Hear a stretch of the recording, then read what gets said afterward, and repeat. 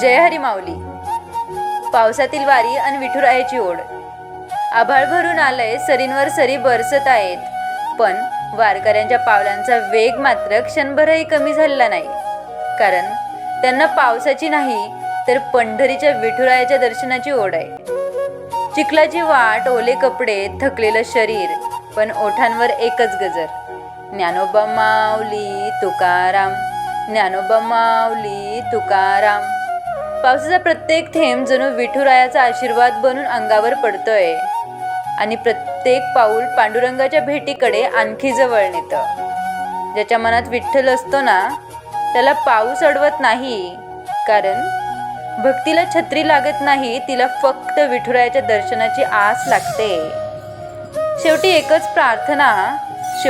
प्रार्थना, हे विठ्ठला, तुझ्या वारीत माझे पाय थकू देत, पण तुझ्या नामाचा गजर कधीच थकू देऊ नको. तुझ्या दर्शनाची ओढ माझ्या शेवटच्या श्वासापर्यंत कायम अशीच राहू दे. जय हरी विठ्ठल, जय हरी विठ्ठल.